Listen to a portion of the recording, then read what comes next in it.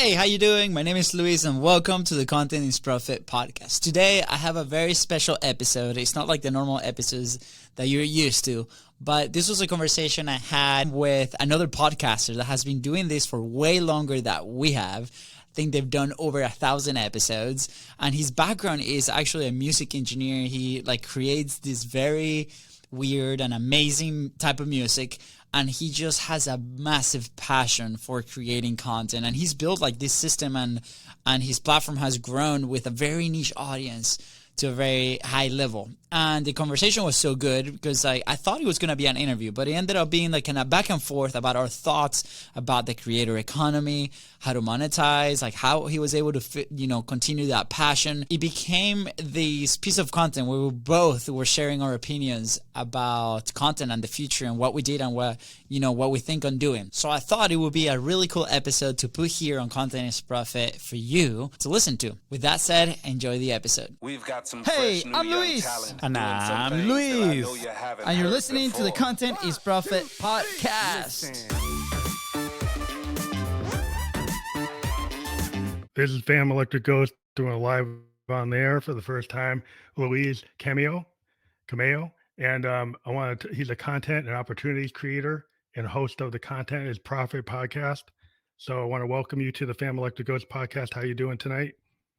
Phantom, nice to meet you, man. That's to see you. I'm honored to be here. Thank you so much for hosting this. Maybe give a better background for the audience to kind of talk about how you got into this idea of content is profit. Yeah, no, absolutely. And 1,000 episodes, man. Congrats. That's amazing. One of the things that we talk about on the show every single day is consistency. So big, but the show really Content is Profit was born right after COVID. Me and my brother had a small agency in town. We're in North Florida, and all our clients literally just closed doors within a week, and we had about 60 days worth of runway. So Wow. one of the people that was in our network, our only online client at the time, he was like, "You guys should start a podcast." And our coach was like, "You guys should start a podcast." And we had no idea. And earlier that year, we went to a podcasting platform, a podcasting conference, and we kind of were very curious about what to do or how to do it. So we just literally jumped live on Facebook, and we just started talking about marketing concepts and what we were learning at the time. And 3 years later, almost 500 episodes, almost halfway, we're trying to catch up to you. With it really, podcasting has really changed our life and our business. So that's a very fast version of it. That's interesting because I started back in 2016 and I was using an app called Spearman, and it was only Yeah. audio. And I got into it initially just talking to musicians. And Yeah. I ended up talking to this guy from New York called Rock Tunes, and we talked about music. We had a podcast for 6 months. And then we decided to go and start interviewing musicians off of Instagram. And my pitch was Awesome. hey, I got a podcast. I'll do a behind the music type of interview, audio Yeah. only. Come on the show. We'll talk about your music. That's how That's we cool. started. And then we expanded. Then we say, hey, why don't we be very expansive and talk to all creators? We'll talk to authors, film directors, and then people who are entrepreneurs, people who Yeah. are life coaches, and we just got bigger, bigger, and that's how we where we are today is we have a very expansive group of people we talk to, and we're not That's so stuck cool. just with where we started. We're kind of where we are now. Yeah, no, that's very exciting. I have a question for you because a lot of the creators that we work with, and we obviously listen to the message to stay, start niche down for your message, or be a category of one type of deal. And for us, we've expanded a little bit of it. We stayed a little bit of niche as well because it's very connected to what we do as a business. We own a production agency too, and a physical podcasting studio. So that's why we keep it super niche. But I'm curious, a lot of people might be really scared to, expand their audience, right? You went from musicians to other types of creator. Was that scary for you as well? Or was a very logical decision at the time? Well, at the time, the way I looked at it is if when you're a musician, you work with film directors, you Yeah. work with writers, because we're writers, And so like swig talking to authors was easy, talking to poets was easy because like they're in the same the idea of an author Yeah, and a poet is not that far removed from a singer songwriter. makes And when sense. we talk to film directors, a little bit of a jump, but we do videos, we do music videos, so we end up working with film directors, and so then Okay. to be able to cross into talking to actors and stuff, well, we work with them when they're doing videos. So then they say, well, an entrepreneur is creative too. And I just started to say, my comment thread was music is something that everybody understands. Like there was Yeah. tons of people that were inspired by the Beatles and they became directors, they became CEOs, they became whatever, but they were inspired by the what the Beatles did.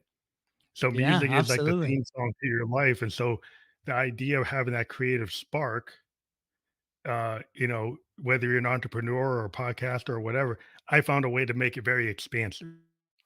Yeah. And it happens to be Awesome. my brand is called Expansive Sound, which means I do multiple genres. Like in my music, I don't just do one genre. I do jazz, rock, fusion, hip hop, punk, That's rock, awesome. heavy metal, everything. So it was easy for me to be in a mindset to expand because I was in Yeah, that state of mind. People who are more, absolutely.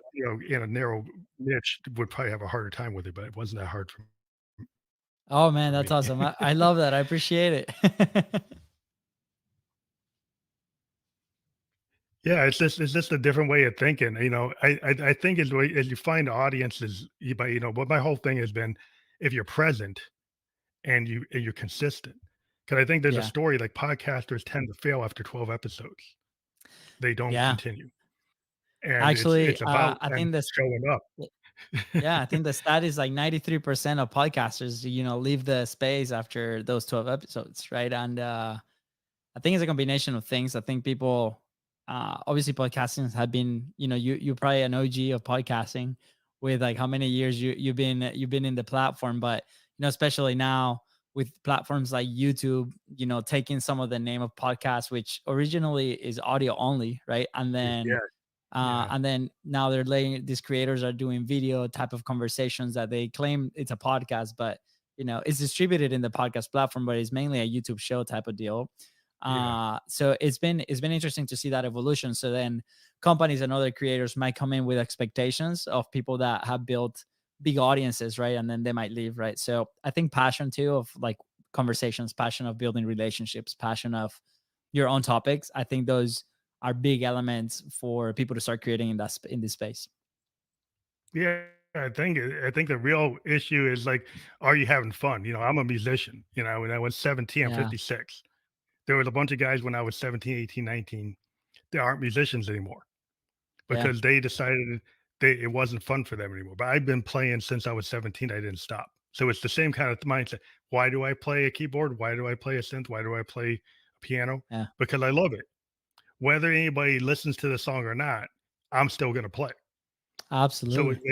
if you have that kind of thing, well, I like talking to people because I like the oral tradition of communication. I feel that it builds knowledge. If you think about it, the way I looked at it, doing this podcast is like having a master class with people who are experts in their field. And I Yeah, get to talk to people like 5, 6 days a week. And if you think about it, I've had 1,000 hours of conversation with people all over the world. And that's increasing my capabilities as a human being because I'm getting all this knowledge. And that to me absolutely. is worth whether or not I was making money or not. Happen to be making some money, but I that in itself is the Yeah, benefit. But if you that's didn't a look at it that consequence way, you're looking for a number, uh, then you didn't get it. absolutely. I mean, the revenue or the money that somebody can make with a platform is a consequence of consistency, right? Like things, opportunities are gonna come. And like you said, I mean, you've connected with over 1,000 people around the world. You probably go, you can go travel anywhere and probably know somebody at that spot because you already had a conversation with them. And I think that's invaluable, right? Especially in a world that we live in today, that we connect so easily through the internet, but we also don't have that minimum, those meaningful conversations, except if you are in a platform like this. So to me it's the same thing. Like we saw immediately the value, even though we connected it to our business and we're part of a big network, but the real value is the relationships that we can do that. I mean, every single time that we go travel, we're trying to see if somebody that has been on the show is there. And whenever we see them in either a coffee shop or the conference or the event, it's like you're reunited with a brother, right, or a sister, and it's so cool. My it's funny because my wife is like very to herself. Like I'm very extrovert, she's very introvert. So every time we go, she Hmm. goes like, "Hey, are you gonna call out your podcast people? Because like I don't want to be there." And we're like, "It's okay, You we're don't all want to be friends there. here." You don't want to be there. Yeah, there's always somebody out there, and then we chat, and it's a good time. Well, yeah, it's like that Rolodex. What I've found, if I have so many opportunities, I've had opportunities to get into things that actually, compensated me when I wasn't planning on it. Right? Yeah, Do a video game soundtrack. You know, go and create some music for an art therapist. yeah. Be able to get guys and put together like I put together what I call the Peg Bedroom Producer Festival, where I had a 3-day music festival with guests that were on the show, and they all That's did it for amazing. free. Yeah, I had people from like South Africa, Australia, Japan, all these bands, that's and so and cool. it's like just because you get this Rolodex and you get these people, and these people are like gold. The fact that you can get people to do a music festival and none of them got paid, they just That's did it because they incredible. wanted to do it. That's the kind of thing you can do. You just ask. It's like, well, I don't know if Yeah, they'll do it. Well, if you never ask anybody, well, you won't know. If you don't put yeah, yourself out there, then you don't have the opportunity. So just being here and being present opens up absolutely. opportunities. People come to you and want to be on the show. They find out about it. I get these people to come in and I got to book them. And they come out of nowhere Yeah, outside my normal booking process. They say, "Hey, I want to get into it," and you get these opportunities to work with people and know people, and people, that's what makes the world go around. It's like I'm a big believer in live conversations that aren't scripted because I think they're yes, authentic and they're real. And I yes, think that that's why I think a lot of business people are trying to get in this platform because they realize the infomercial is too stale. I need to do something live. I need to do something connected. And there's a lot they're trying to figure out how to do it. And it's interesting. I yeah. want your perspective on the business opportunities for podcasters and how you approach it in that way. Maybe you can talk about that area. Yeah, no, absolutely. I mean, a little background on our sides. We obviously we have the production agency, which mainly focus on video content, and then the podcast itself is its entity, and then we have like a brick and mortar podcasting studio that we just acquired about 6 months ago. So we've seen a lot of case studies on how people can actually take advantage of a platform like this. But really, when we first started, we knew nothing technically. We really plugged in an iPhone to our computer, and we started talking to a couple of mics that we bought, right? And I think it was like 20 episodes Yeah, that we yeah, that's did. how you start. Uh, yeah, and we have this saying, remove the friction, right? Smooth operator. With the equipment that we have, how can we can create something? And I remember after like 20 episodes, me and my brother, who was my co-host, we're like, man, we're running out of things to say. Maybe we should bring some people in. And like the first person that we brought was our coach at the time. We were in a mastermind. And immediately after the conversation, it's like, guys, like, and even though he was our coach, there was still some distance, right, in the relationship. But we didn't consider him as close, and we were dealing a lot with his team. After that 1 hour that we spent together, our relationship completely evolved to like a new level, and it was so Wow. cool to see that. And then he immediately started connecting us to his network, which was like 2-3 levels above ours. And then we started bringing these people into our platform, and we started leveling up the conversations that we are having, the topics that we were talking about. Business opportunities starting to come our way just because we had like a nice human interaction. And then we were transitioned to like, hey, by the way, I don't know if this is for you, but this is what we do. And they're like, oh my gosh, I'm looking somebody to do that, or I know somebody to do that.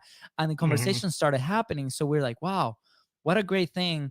That is like, and we're not, obviously, we're marketers, so we market our things, but through those conversations, the focus was the other person. We're genuinely being curious. And like you said, unscripted conversations is the best way to go. The people that we advise today, the people that come to our studio, whenever they come in and they have like, because we don't control their messaging at the time, they just run per hour. So we see all these massive scripts, and I just cringe, right? So I go in, I'm like, have you considered doing this? And, a lot of people are really nervous because maybe they haven't had a conversation like that, or they work in a company and the company limits their message, limits what they can say or cannot Yeah, say. they tell them So what I they think have that's to like say.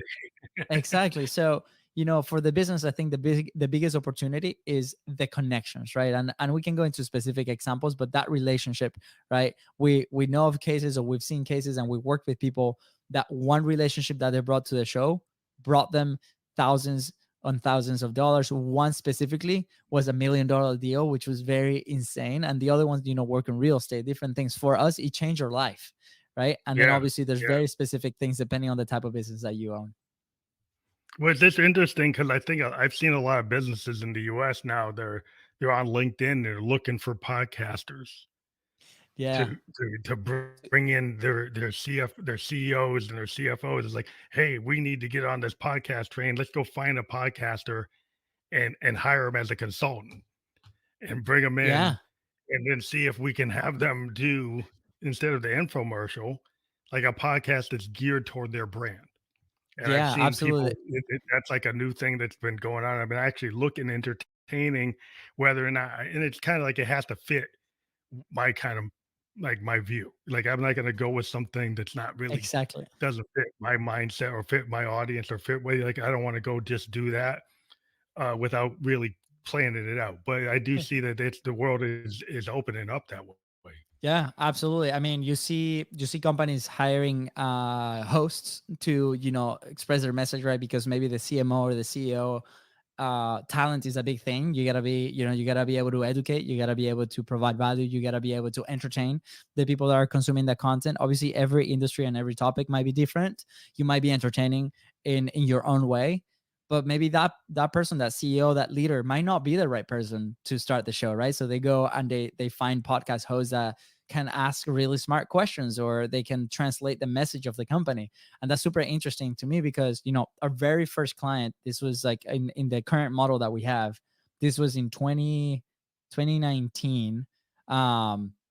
It was a CMO, and he was chasing his entire staff with a cell phone, right? They had 80 employees. It was a real estate company. It is a real estate company. They've grown quite a bit, but he was chasing his staff, like trying to record content. And obviously, like, he enjoys creating the content, like you said earlier, right? Like, you have to like doing this thing. He just lacked like a structure to do it.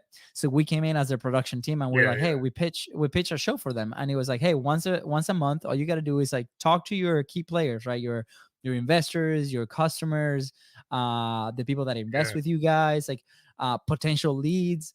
And like, they've been running with this for the last 3 years, to the point that they ended up building like an internal studio. So their model was him, the CEO. They have a co-host who was somebody external, and then they have their production team, which we ended up training them, which was really exciting. But these Wow, evolved from like that's going cool. with their phones, trying to chase their staff to talk about the company, to this amazing platform that now, they can publish obviously on podcasts, they do video, they do micro content, they do all this ecosystem, and then they educate their audience into investing with them. And they've grown quite a bit. The CMO enjoys it, the co-host enjoys it, everybody does. So I think it's a really cool medium if you can find that formula that works for you or your company. Yeah, I think what it is kind of like I've talked to people that are more, creative minded, and it's like we feel it's like that oral tradition throughout human history. Like, I've talked to people before. It's like, and I've been talking about this. Like, if you have 1,000 episodes of a podcast, you've been gotten like free knowledge. It's like that you've Absolutely. built up. It's like taking a college course. You're getting how many hours is like probably more than the average college course. So you're like, the idea that you can take this format that's very authentic, doesn't feel staged. Like you said, Yeah. they're not coming in with the script. That you figure out how to be authentic and be like in the present moment. And when people 100%. eat that up, because then they're gonna, you see it even in Madison Avenue. You see ads today that look like they're very low production. It's not an actor, it looks like a regular person. It still might Yeah. be an actor, but it looks like Yeah. it's a regular But the, person, and it yeah. seems to be kind of like flip off of podcasting. They Yeah. have these ads that look like they're actually, like, acting like it's Yeah. a podcast or acting Well, like it's I it's like a host or something. absolutely. I mean, you talk a lot about, nowadays we've seen so many things in media that I don't think I believe anything anymore. But you know, you have all these we produce a lot of micro content, like clips and videos, and we're like in that space. So we're always studying stuff that goes out. And there was like, we came across this video yesterday actually. It was a very high end video production company. And you see a lot of these clips, and you see like the good transitions, the lighting, like this footage is amazing. And you're like, how is this a 60-second clip that's on YouTube Shorts or TikTok, right? So the Mhm. way that they created a hook was through another viral clip that is like this bull running, right? And he's like filming a phone, low low resolution, kind of pixelated, right? In Spain, sometime in Spain. Probably they didn't do it, they just grabbed it from the internet. And this bull kind of hits somebody from the back, right? And you see the guy kind of flying through the screen, and then the Yeah. transition is the photographer, the high quality Oh, footage high coming from quality. like Yes. that end of the street into here, It's and then that. the shot Yeah. continues very professionally. And I was like, this is amazing. Now we're mixing these two Very types of creative. content. Exactly. And you talk about the creative side, right? Obviously business people, they'll be on the spectrum of like maybe less creative, right? And then it's like, okay, how do we translate this message into something that can entertain like that, high quality versus, and then riding the waves of the content that's already happening. So I think that's super interesting to see. And I think there's a lot of companies that are trying to do it, and also a lot of creatives that have really good material out there. I mean, you've been in the industry for so many years, right? Even with music, there's so much stuff that people can do, but they don't take advantage of that because on the business side, they have these margins that they cannot go past that, right? Like our brand says Yeah, yeah. X, right? Or like they're so into that, and we're like, give it some freedom, right? Have, maybe this is the Yeah. space for you guys to be free and talk about whatever comes to your mind and show authenticity through your content process or even your message. And I think that's something that a lot of companies need to take advantage today to, connect with people Oh, like yeah. you and continue to evolve their content. But the creative spark is like if you wanna be like the Apples or the Googles, the really high-end tech companies that innovate, Yeah, it doesn't come from being like a 9 to 5 in the cube. It comes the exactly. creative mind usually isn't gonna work that way. The type of Yeah, people that will bring you those ideas are very non-conventional. They're like at the bleeding edge, and they tend not to be measured on the bell curve that well, right? yeah, Like you think about Einstein, he got D's, but he was the most yeah, brilliant physicist. So if you measured him, he would come out that he gets D's, but he's the most brilliant physicist. So the problem is their measurement tools in the corporate world actually aren't measuring the right things. So if you yeah, want to get somebody that's gonna be creative, it's not gonna fit your button down perspective. You're gonna yeah, have to get a little more open, and you're gonna have to be willing to address things in a more wide spectrum, and you're not used to that absolutely. because a lot of these Yeah, guys are accountants, lawyers, and they're not taught to think that way. yeah. Versus a I, person went to Berkeley or a person that's an artist doesn't think that way. yeah. I think something beautiful can happen when those two type of people like come together, right? I remember going to a conference, and this guy was, it was a business conference, right? And then business people go to business conference, and then content people go to content conferences. And the guy's like, I will encourage each and every one of you to go to a conference in a very different industry that the one that you're in, right? And he showed this Oh, yeah. example of him going to a garden and like outdoorsy type of conference, right? And he's like, I just sneaked in, I walked in, right? I saw it, I was driving through it, and I just walked in. I didn't ask anybody. So he's like, obviously, you buy your ticket and do the thing, right? But in his Mhm. case, he started doing, and what happens is like, seeing all these different perspectives, he can grab elements of those things that are not, maybe you don't see every day in your company, and then you can bring that into your creative process. So for example, me and my brother, we love, I mean, you see all the stuff here. I love Legos. I love, Yeah, superheroes. I Lego love boss. that kind of stuff. I love cars. I love video games, right?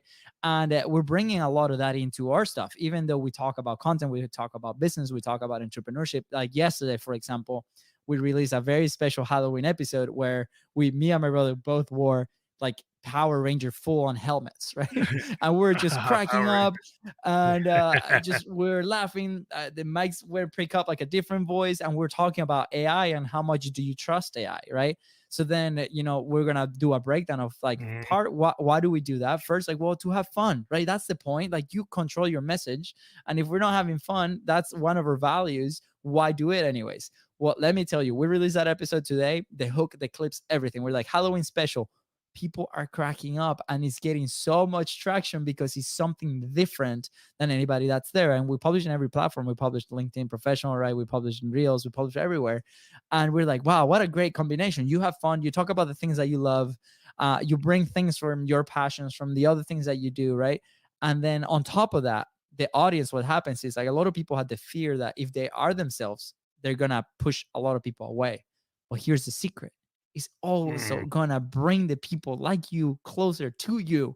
Which at the end of the day, if you want to Yeah, do it's a a law of project together, attraction. exactly. Yeah. The people that are gonna resonate, people, we have our friends and we know who we want to work with. We don't want to work with people that we don't like. We want to work with people that we do like, right?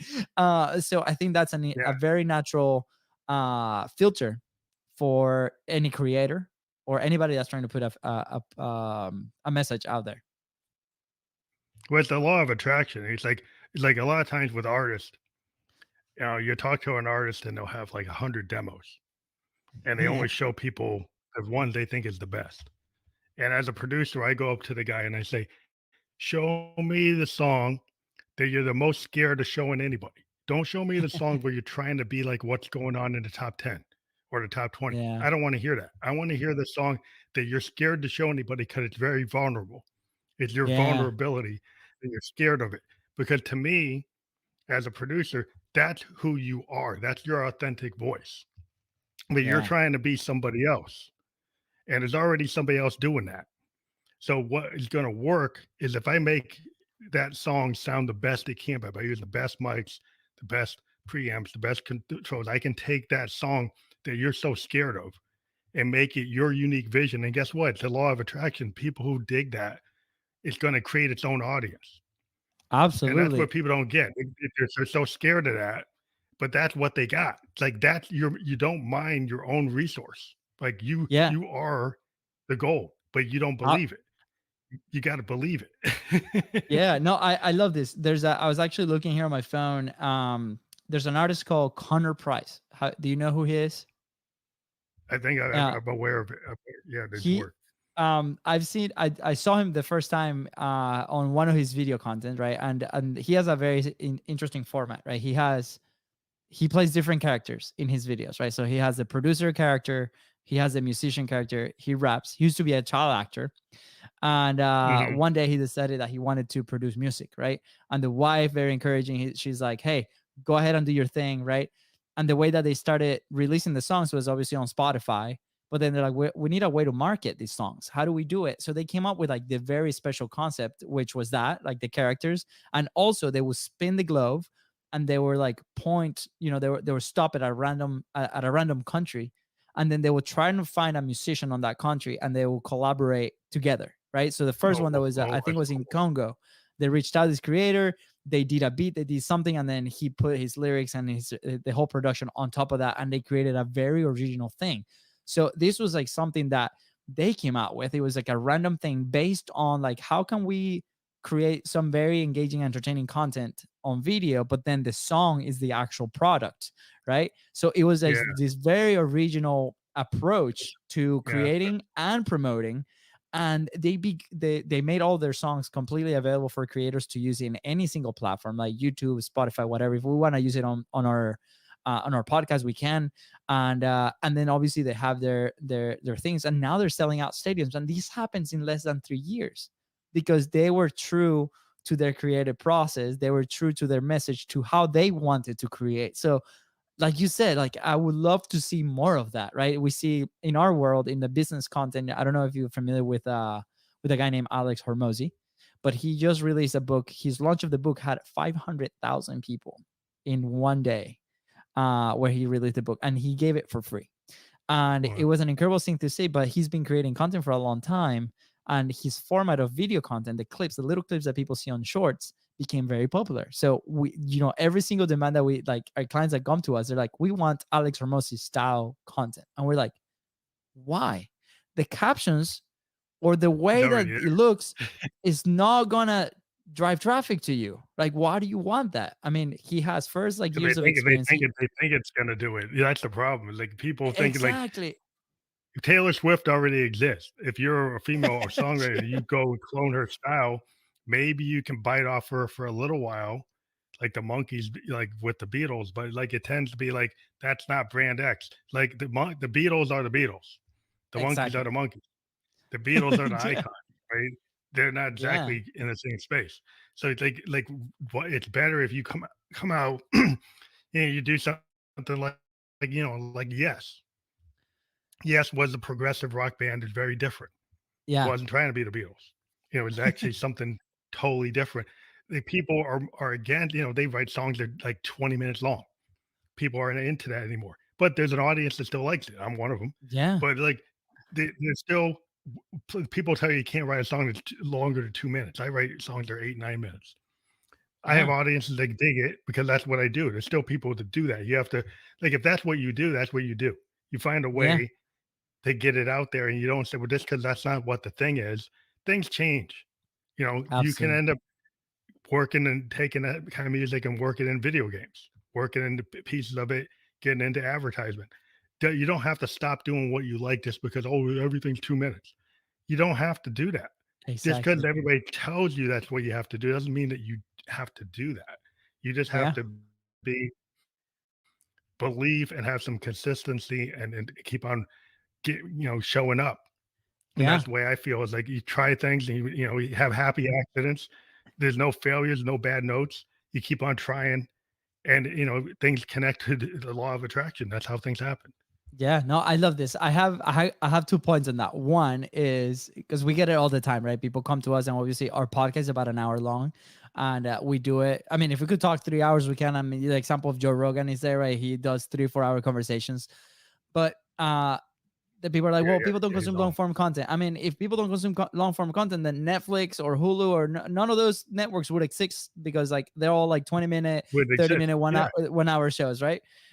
So that's one. Second, it's I remember when we our first ever mastermind. It was like a massive investment that we did. We didn't have the money to do this, and we go to a first live event, and we're standing there, and we had no show, we had no product. We're like in this agency mode, freelancing mode, and we're trying to figure out what we wanted to do. And one of the speakers come up that day, and they're like, we encourage everybody to start a podcast, right? And they're talking about this concept called the attractive character, right? So you are the attractive character of your podcast because you're the host, right? So in podcasting, that's very simple. But then, your marketing department, in your marketing, whoever's speaking, that voice of the company or that voice of the content or the YouTuber, that's the attractive character. If you go to Mr. Beast, for example, Mr. Beast is the attractive character. Yeah. So we stand up, and I'm shaking in the microphone, and obviously me and my brother at this time, we do most of the things together, right? Like we started the company together 7 years ago. We're very close to each other, and we're like, man, like if we want to do this, we would love to do this together, right? So I stand up and I'm like, okay, so question: do we have to like? What would you recommend? Do you want one attractive character, or can we be two attractive characters, right? And our coach then, like the person that we paid thousands of dollars, told us, I would recommend you guys pick one attractive character, right? One. And we both looked at each other like in the chair, and we're like, we don't like Oh, that answer, man. Like we don't like this. And so we launched the show, and it's me and him, it's me and my brother co-hosting the yeah. show, and we do it Two. 3 times Yeah. a week, Two. man. Yeah. And One. so yeah, exactly. Yeah. And we do it 3 times a week. And the days I'm down, he lifts me up. The days he's down, I lift him up. And we've been able to stay consistent because of that reason. And that's one of the differentiating factors of our show versus any others that are out there. There's two different points of view, and our guest that sometimes they come, right? And it's been an interesting dynamic. And that's one of the things that a lot of people like. So we would have followed that advice, we would have been maybe without a podcast, without being in one of the biggest networks, without owning our studio, right? And so I Yeah. encourage, like you say, like people will consume what you create. Just stay Yeah. consistent, believe in the process, and you'll be able to do it. Yeah. Because people told me that you got to cut your thing down to 15 minutes. I'm like, well, that's not what I do. Right. Exactly. And it's like you don't understand. My songs are like 8 minutes long in an age where songs are like 2 minutes. Right. So I'm already been in the space in my own music where I don't follow those rules. Right. Yeah. And so, but that's just people have to understand like you like if you're an innovator, just following the algorithm isn't really innovating. Like just because there's like a Yeah. million cat videos getting a million views using the same song. That's fine. They're getting a lot of views, but is it Yeah. really mean anything? Right? So is it more meaningful? Like I had a situation where I had a podcast, did my podcast, and I was able to bring in a Grammy award winning producer. Didn't have to go through an agent. They came to me because they liked what I put out. That's This thing awesome. they liked that I put out only had like 30 views, but I got a Grammy award winning producer that was one of those 30 views that then wanted to come on the show. So it doesn't Yeah. tell you just because you got a million views doesn't mean that that is actually going to get you anything. Exactly. It doesn't always get you anything of any value. But like so, Yeah. like the what was valuable to me with a smaller number of views, I got this really brilliant Grammy award-winning producer to come on the show, and it was like it wasn't even anything I was looking for, and I was Yeah. willing to embrace things that kind of come to you because you're present and because you're consistent and Absolutely. because I'm putting out things in a way that people are like, "Wow, he's willing to do that. He's still Yeah. using analog. He's recording without a DAW. He's writing songs longer than 2 minutes long, like doing stream of consciousness, not trying to be perfect, trying to be more present in the moment. That's my mantra is Yeah. is and it's why I don't do pre-recorded podcasts. Why I do live podcasts I love with it. people around the world and have a very wide palette in terms of who I talk to. And I've had all kinds of people tell me, "Oh, you shouldn't do it, that, shouldn't do this," but like they're not at like 1,000 episodes. Exactly. It's like, how many have you published? That's what So it's we like, tell everybody. I yeah, think tell I me think after. people like, yeah, I think people close to us like got so annoyed that we kept saying the same thing, right? Because they're like, man, like, well, you guys should have. I remember initially we actually bought our equipment, like the equipment that we're using right now. I use a Rodecaster Pro, the Procasters, right? I think we invested like $1,000 without knowing anything, right? Like a lot of people do. A lot of people buy equipment. We're talking about off camera about your equipment. I'm like, Yeah, well, yeah. you're a musician, you know these things, you own these. But for somebody I didn't know, $1,000 is a ton of money, right? We came in with these boxes. My wife was like, what the heck you're doing, man? We have a baby right here, a newborn. We could use like those $1,000 for diapers. And we're like, no, we're gonna Yeah. start a podcast. It's gonna be so good, right? And at the time, we had these like DSLR cameras, and we are taking a lot of photos for local businesses. And we would show up, do headshots, different things. And those cameras at the time didn't have the video had a timer, 20-minute timer. So we Oh, set up. You should see you this picture. I have to limited. send Yeah. it to you. But we set up in my brother's room, right? We moved the bed all the way to like a corner. We had this massive like light that we still have, by the way, is the one that's there. And let me tell you, it looked like a porn set. Like, not gonna lie, like we had this plastic table, right? And we set up the two cameras, and we started talking, and we were documenting a challenge that we were doing at the time. And this thing, we had jobs at the time, so we were working till like 9 p.m. We would come home, consume the content, document the thing. We were done at like 2 a.m., exhausted to go work the next day, because we had to like get up and like click the camera again and restart the timer, and then we will make a mistake, and we're like, wow. Well, guess what? All that equipment went to the closet after 5 episodes. Well, a year later, this is when like apocalypse happens, right? COVID happened. All the businesses closed. We ran out of money, and then we're like, I think it's time for us to go publish and put our message out there, and see who can we attract, and so on. So we undust the equipment, we put it out there. The first episode was live on Facebook, and we stayed live on Facebook for 300 episodes, like you said, right? Yeah. Because it allowed us to move forward. It allowed us to create without the fear of like the editing, or like, oh, I didn't say that right. Yeah. Like, It's it's too already out perfect. there, Yeah. man. It's Yeah. You already have out to there. start to start and then stop. And the way I told people is like if I do 5 or 6 or 7 episodes a week, sometimes 2 or 3 Yes. a day. Today we did 2. Amazing. But the thing is, like if I had to edit each one before I put them out, I You couldn't need do as like many five as of I you. do. I would never gotten to 1,000 episodes because Yeah. I would have been, being so crazy about editing each one to try to make it perfect. And it's the way I look at art is Yeah. like yeah, if you lay down like I go into sometimes I do a Facebook Live from my studio here with all Yeah. my synthesizers. And I have multiple cameras like OBS. I have multiple camera angles. I'll do a So cool. live rehearsal and I'll actually record it to multi-track, not to a DAW, but a multi-track recorder. And Yeah. some of my albums I was actually able to use That's part of those amazing. hour-long sessions as tracks, because I actually what would happen is I do an hour-long show, and by the last 20 minutes, I would have had an idea that it finally gelled into a song, and by the last 20 minutes, I actually started tightening it up and playing it live in its tightened That's so form. awesome. I never stopped. I just kept on, adjusting it until I finally got it to where I wanted, but people got to hear me do it. And Yeah, then it became a piece that I was willing to use. And that is the trust in yourself. And it's the same idea when you go and do a live podcast, you trust yourself that I can do the host job, and yeah, maybe I said something wrong or I misspoke, but I don't have to go clean and edit that up. It's real. It's authentic. It's a real, like, radio moment, a live that's TV amazing. Saturday Night Live moment. Why do people Yeah, wanna see that live Saturday night sketch? Because maybe they did make a mistake or they improvised off the mistake. We see the live comic at the comedy yeah, club, you know, he's doing that live. That's raw. That's yeah. what it is. That I think people like that. They why they see No, a live band. 100%. I mean, it shows your craftsmanship. It shows like how much you know about the stuff that you do, right? Like, so a lot of people can hide behind the edits. We had this group. It was a marketing group. It was a real estate group that came in, and they're doing a webinar, right? So they what they're doing is like they're announcing it to a bunch of people that want to go move into this place. And they told us, hey, we run this live webinar. We want to record it in like a cool spot, and but can you guys please remove all the ums and the ahs? And I'm like, wait, what?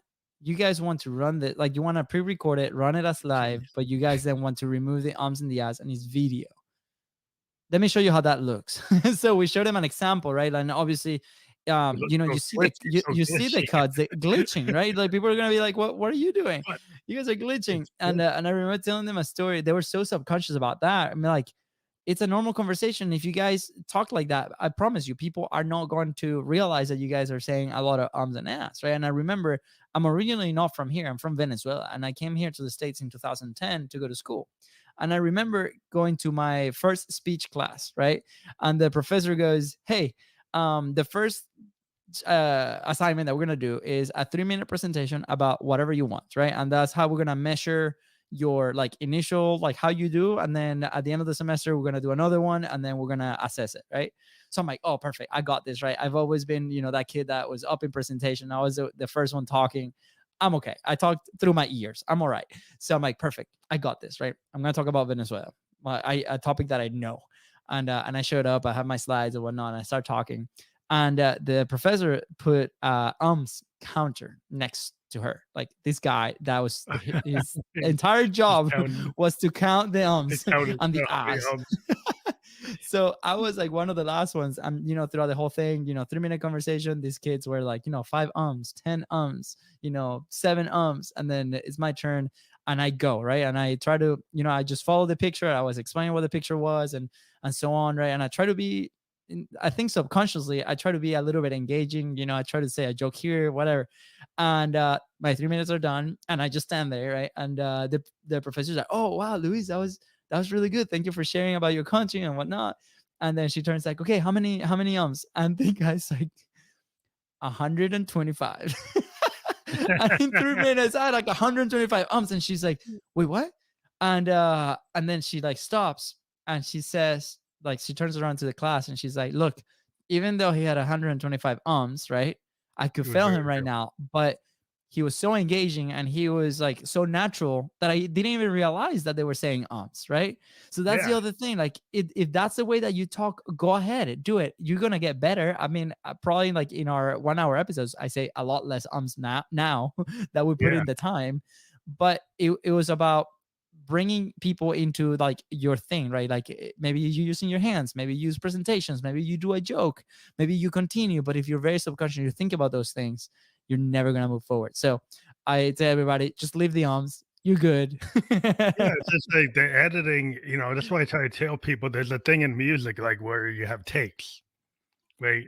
And what the general rule in music is the further you get from the first or couple takes, the less, is the original intent of the song, right? So Oh, when you makes a go, lot of and this sense. is something Yeah. like Elton John talked about on the Yellow Brick Road album, a famous album. Yeah. Everything's like third, fourth take. Hmm. They didn't, a lot of people would do like a 99 takes, 100 takes. By the time you get to those like take 99, the song is not what you originally intended as a songwriter. You spent all this time not trusting yourself, getting scared of what you wrote, rewriting it, and then it's not Wow. authentic. It doesn't feel real. And if you go back to the 70s, there's a lot of artists that would go with the earlier takes, like Elton John is saying, like the Yellow Brick Road album, everything's like third, fourth take. Wow. This accepting what it was, Yeah. because it actually is closer to the heart of The what you were intent. trying to Yeah. say. And even if it doesn't have the best, even if there's a micro mistake in the vocal, and if you listen to the older recordings from the 70s and 80s, you can, if you really listen, you can hear the mistakes, Yeah. but you don't care because the song sounds like you said, the album's like didn't matter because the song sounds so good. And why Yeah. does it sound so good? Because it's very heartfelt and less, you know, going trying to make it perfect. The idea to me is the happy accident is part of the process, and Yeah. allowing it to be there makes it like a diamond in the rough, makes it very different than if you're trying to get perfect pitch or perfect tempo. You listen to the Rolling Stones.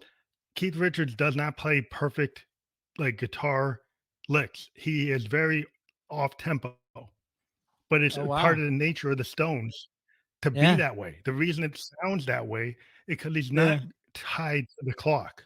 He's playing on like his own world, and it works because it's him. It's Yeah. Keith. That's why the Stones sound the way they do.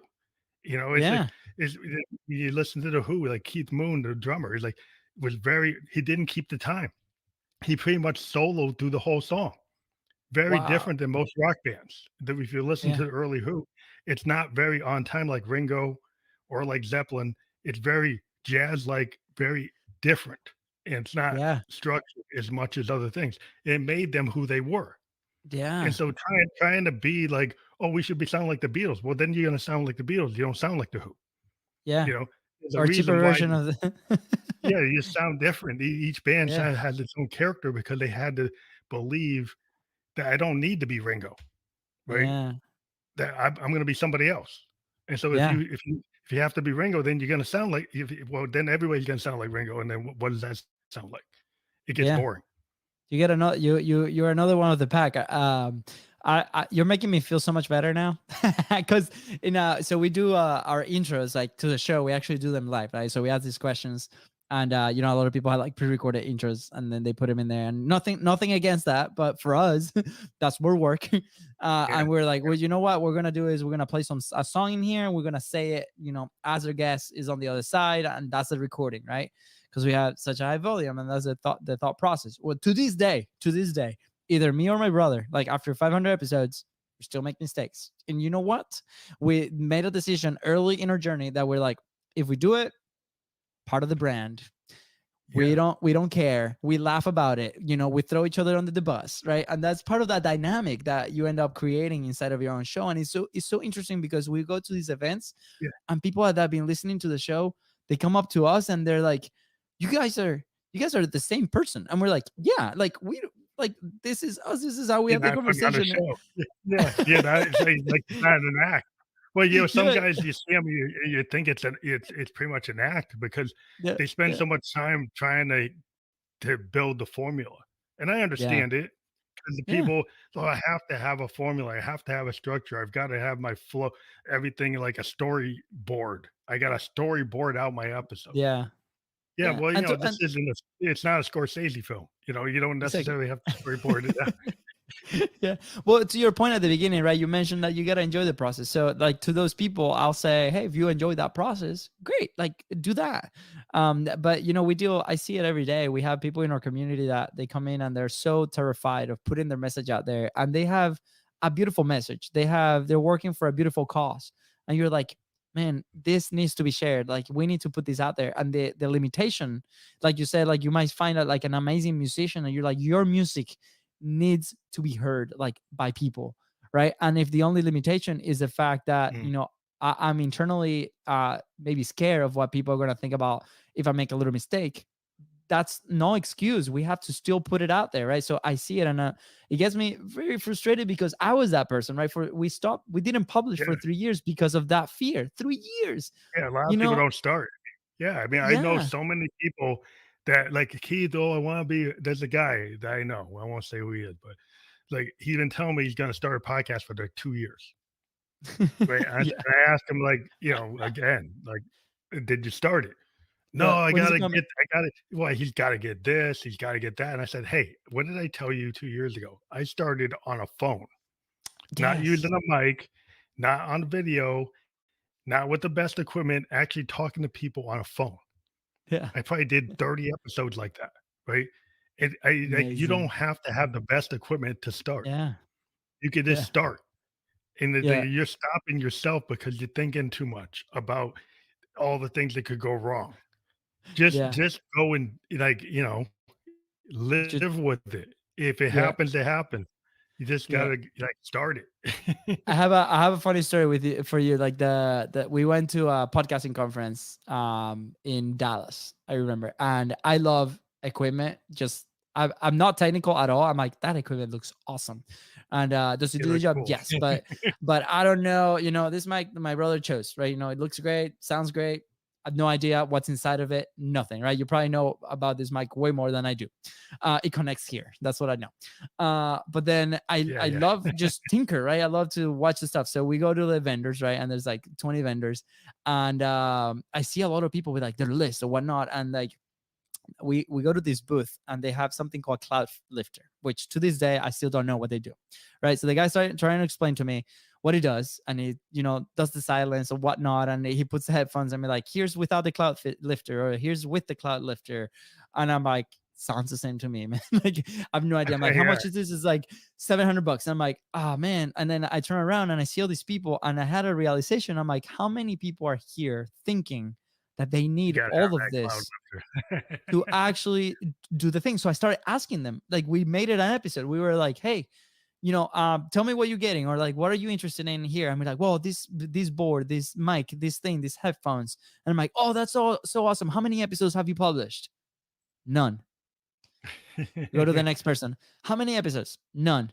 And like the list that we saw about 5 people, and the 5 people, the average of what they had in their list was about $2,000. And you're like, we don't need You two don't need thousand all dollars to start a I started with podcast. a phone. I just Yeah, man. started with my phone. It was just my phone. Yes, yes. Yeah. Well, You know? our dad is in Venezuela, and we don't have the possibility to send them no equipment or nothing. And he was one of those like, oh, I'll start a podcast. I'll start about 2 years, go by. I'm like, well, I don't have the thing. All the possible excuses, right? We're like, Dad, you have an iPhone that we sent you in Christmas. Do Yeah, the you can voice go on note. there.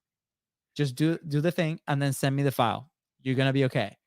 Well, guess what? Now he's producing a podcast. He has 20 plus episodes. He's doing what he loves out of his phone. It can be possible. We were at this event that our one of our clients was there. Like, this client, we do high-end video. Like, we bring the studio either to her or she comes to us.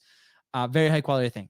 And we went to the event separate. We were not gonna work on that event. And she wrote a book. Like, her dad worked with Tony Robbins, and she wrote the second edition of the book. So in that world, a lot of people know her. And a lot of people are Yeah, yeah. coming to her, giving her testimonials and things, and hugging her. And it was amazing. She's like, guys, like, this is incredible content. I'm like, we told you. Like, she's like, no, I'm not going to record. So what happens, like, we always carry a GoPro with us no matter what. Like, there's always a Oh, so you GoPro can in our film it? pocket. Yeah, so we can film anything. And then she wanted to do some interviews doing the testimonials, but we didn't have the mics. So we grabbed, like, do we have 2 iPhones, right? Okay, here's what you'll do. We'll Yeah. put like the voice recorder, and you're gonna talk to your iPhone, and then the other person's gonna talk to the other iPhone. And she's like, really? I'm like, yeah. Yeah. Well, guess You can what? do that. Those are the most downloaded episodes that she has, and it's Yeah, that's incredible, right? super high tech. Yeah, you don't have to use the best equipment. I've told people voice memos, using the phone to do it. Like, there are songs where people have used voice memos to be the lyrics. I mean, to be the vocal, and No actually kept way. it. That's so And awesome. maybe they might have processed it through their board, but they actually didn't re-record it. They tried to re-record it with a better And it mic, and didn't it come didn't out. sound right.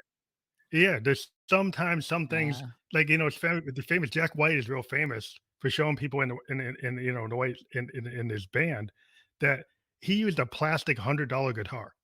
And there are people who have $1,000 that the guitars that cost thousands of dollars. He used Oh, this so cheap good. plastic guitar and showed like it doesn't matter what the guitar is, it's like how you play it.